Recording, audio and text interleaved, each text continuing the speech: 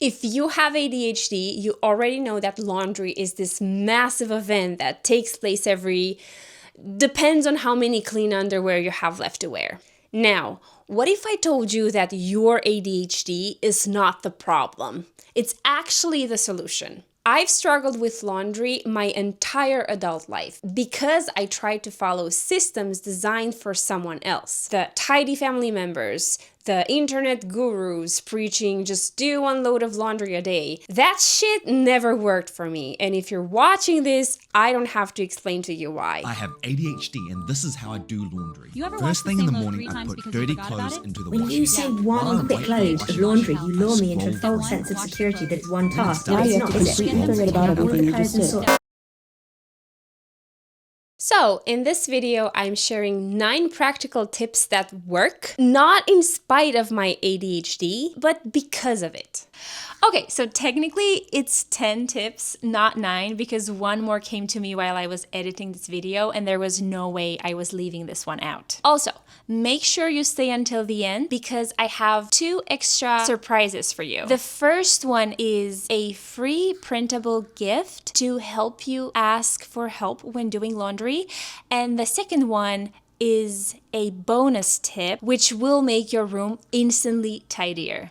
So let's dive right into it. Tip number 1, figure out a cadence for your laundry that works for you. Some people do laundry to keep the laundry basket empty. That's not me. My bar is low, at least by the standards of the neurotypical people around me. I do laundry when somebody in our household runs out of something, whether that's socks, pants, underwear, or whatever. But there are 2 very important points that I have to make here. First is that we need enough clothes to last us comfortably, but not so many that once I finally start doing laundry, I can finish it in a day. If we have too few clothes, I'll be doing laundry at least twice a week, and that's just not doable for me. But if we have too many clothes, I can't finish them in one day. So the dirty sorted clothes that I didn't get to that day are just gonna sit there for days and they're going to overflow, and most likely dirty and clean clothes are going to mix up. And next time laundry day comes around, I'm just gonna have even more clothes to wash. So I had to find a sweet spot where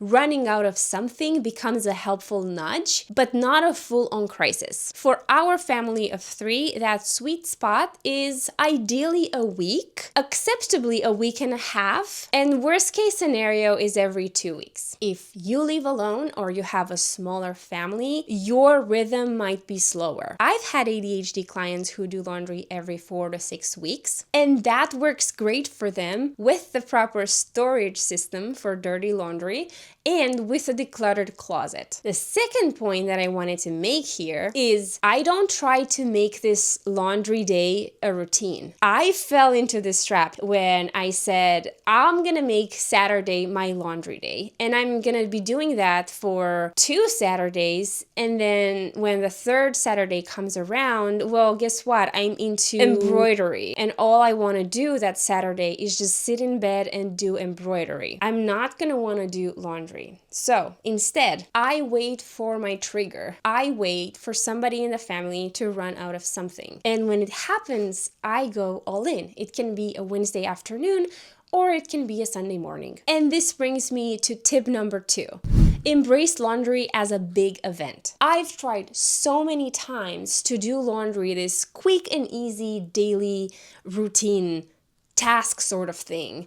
And every single time it failed, because if I put a load of laundry in, I go about my day and I remember about that load a week later when I actually need to do laundry. Or in the rare instances when I would actually remember to put it both in the wash and in the dryer and take them out, the clothes would sit unfolded on the bed for I don't know how many days. And that would just give the impression of a cluttered, untidy, messy room. So I just had to accept that laundry is this big event in my life. And I only start it if I know I can finish it. And that means my clothes are washed, dried, folded, and put away. So that means I set aside an entire day for laundry, or a solid 4 to 6 hour block where laundry is my only focus. We'll talk about dead time in a minute. Tip number 3. Make laundry fun. In every job that must be done, there is an element of fun. Things are easier if you make them fun. What I do is I put on my $15 Bluetooth headphones and watch whatever show is trending, or I put on a podcast or an audiobook, or I sometimes lose the headphones and blast 2000s rock music to just cheer me up and give me the energy that I need to tackle this boring task. Just have something in the background that will keep you excited, that will keep your brain engaged, and that will just make you show up. Tricking my brain into thinking that this is the day when I just watch my favorite show and have some fun really does the magic for me. So if you haven't tried this, just give it a shot. Just experiment with it. And here's a list of my favorite shows. Now go do your laundry. Tip number 4. Make your laundry visible. When I first moved into this house, I used to sort laundry in the basement where our laundry room actually sits. But guess what? I constantly forgot about it. It was out of sight and out of mind. Now, I sort laundry in my master bedroom, right in plain view, because I walk by it constantly, and every time I see the piles, I'm like, yeah, it's laundry day. I should stick around. It's annoying on purpose, but that's the point. Tip number 5, prioritize your loads. Since my trigger for laundry is someone usually running out of something, I always prioritize my loads based on urgency. And for the purposes of this video, I'm not going to dive into how I sort my laundry. There are a million ways you could do it, and in my opinion, there's no right way. Whatever works for you is valid. Just get the laundry in the machine and start with what's urgent. If you want a full breakdown of how I sort my laundry and why, please leave a comment below and I'd be happy to make a video about this. Tip number 6, and this is the most important of the process. If there's one thing you choose to take away from this video, please let it be this one. Use your dead time wisely. The real secret of getting through laundry with ADHD is to wait for the laundry to be done without losing focus. What works for me is choosing small tasks that are in the path between my folding area and the laundry machines. For me, that's between my master bedroom and the basement. The trick is fold and put away the clean clothes while your loads are being washed and dried. The key is I don't leave the zone, because the moment I'm walking into the kitchen, I'm suddenly reorganizing the spice drawer or deep cleaning the fridge, and I've completely forgotten I'm doing laundry. And even within the zone, I am mindful of the tasks I start. Tidying up the entryway? Yes. Watering the plants? No. That means trips to the kitchen sink, and the kitchen is a danger zone. So yeah, I'm basically tricking my brain into staying in one physical loop. And it works, because it keeps me close enough to hear the dryer and the washer, so I can swap loads immediately to maximize the time. Quick tip here, I always check the dryer early, even if it says 20 minutes left. Clothes are often done faster than the machine thinks. So, as soon as the dryer is done, I pull the clothes out, I put them in the dryer, I start the next load, and then I go upstairs and start folding and putting the clothes away. And then I repeat until I'm done with all the loads for that day. And yes, I watch my favorite show while I'm doing that. It helps a lot. Hi, it's Editing Joan here with tip number 7. Embrace no folding. I have to admit, I'm a recovering fold everything perfectly kind of person. I grew up believing that every single piece of clothing had to be folded perfectly, and that somehow that said something about my worth as a person. I know, it's sad. And yes, I absolutely love a Marie Kondo'd closet. There's something deeply satisfying about everything in its place. But since becoming a mom, I had to be honest with myself that I just don't have the time or energy to fold everything perfectly or to even fold it at all. And that's hard even with a fairly minimal wardrobe for the three of us. And I found that more often than not, that led to delayed perfection at the cost of function. If I didn't have time to put things away perfectly, they just sit there on the bed, on the bench, or most often in an unsorted pile behind the closet door, quietly chipping away at my sanity and at my time. So eventually, I took a step back and I asked myself, what are the things I can actually live without folding? And most importantly, what are the things I absolutely hate folding? And here's the list that I came up with. It's underwear, my slippery workout clothes, which stay folded for exactly 1 second before they go back into their stubborn shape, pajamas, and clothes I only wear around the house. Letting go of folding gave me so much time back and took away one less mental block to battle. So what can you do instead of folding? So a couple of things, and this is not a comprehensive list. You can hang things immediately after taking them from the dryer. What I do is I take them out of the dryer, lay them flat, and then bring them upstairs to the folding area and then immediately put them on hangers. That reduces or even eliminates the need for steaming or ironing, which, to be honest, I hate quite a lot. And two, you can sort your clothes into category and put them in sorted bins. I have never used this before, although I am seriously considering setting up a system like that for my own closet. I've seen a lot of people using this system. I think the one person who's promoting this the most is Cass from Clutterwit. She's amazing. And I know how much she hates folding. I highly encourage you to try out that system. And finally, I heard this line from a TED Talk, and I think it went something like, house chores are morally neutral. If you do them or not do them, it doesn't make you a better or less of a person. In other words, folding your laundry doesn't make you a better person, and not folding your laundry doesn't make you a bad person. You don't owe anyone a perfect closet, but you deserve to have a closet that is functional, where you can find something in less than 3 seconds, and you don't have to search for the missing sock in a pile of unfolded t-shirts.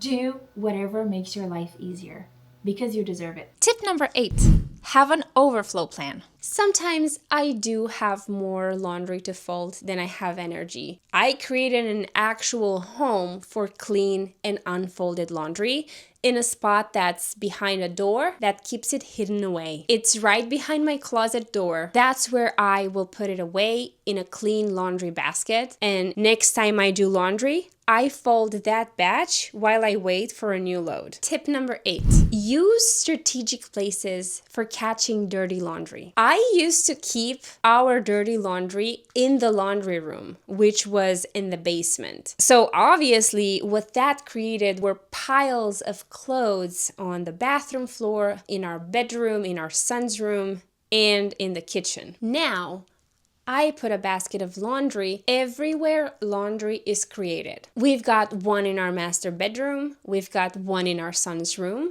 and we have one in the kitchen. A couple of important tips related to laundry baskets.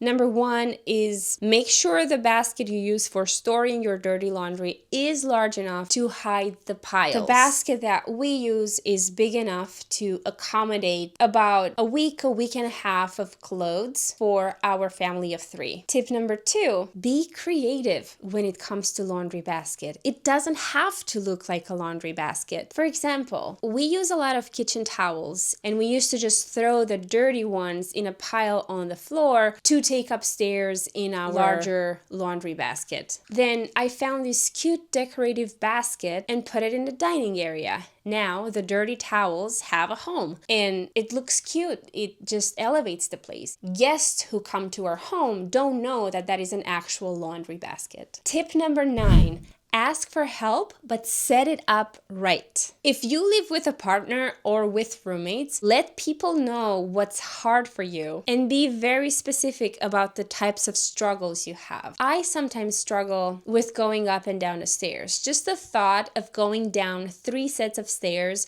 and going back up 3 sets of stairs with a full load of laundry just demotivates me. So I've set a system in place where my husband could chime in and help me finish the laundry. What I do is I leave my husband a sticky note that says what type of detergent to use, what temperature the clothes will go in, and any special instructions for the load, like spraying the stains on a shirt. And then I'll put the sticky note on top of the sorted laundry. I leave notes not because my husband is incapable of doing laundry and needs instructions, but because I'm very particular about how we maintain our clothes. And I'm very passionate about maintaining the quality and extending the life of our clothes. So my husband will then finalize the loads of laundry that we have left at the end of the day.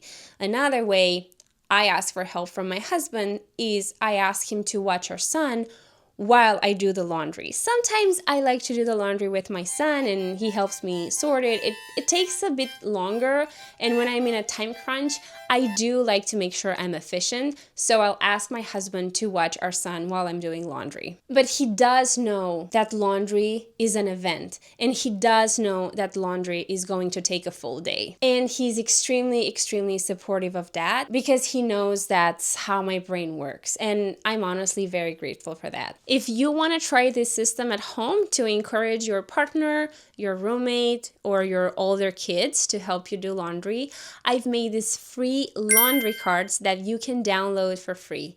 I'll leave a link in the description box below. I do have a bonus tip for you, and thank you for making it this far into the video. Immediately put away the clothes that you know you are not going to wash during laundry day. It can either be the bits and pieces of clothing that don't fit in any of the loads you have, or it can be a full load that you just didn't get to do today. Resist the urge to spend the next week with piles of dirty laundry on the floor. I know it's very easy to pass them every day, and I know that if you live alone, that's probably not a big deal, but a clean floor makes a room instantly tidier. So pick up the dirty clothes from the floor and put them in the laundry basket. They can wait until the next time you are doing laundry. It's okay to have dirty laundry. If you have clean clothes to wear tomorrow, you have done your job, and that is enough. If you have struggles about laundry that I have not mentioned in this video, please leave a comment below and let me know what it is. And if there was one useful thing that you found in this video, please hit the like button and subscribe to my channel for more ADHD friendly organizing tips. I'll see you in the next one.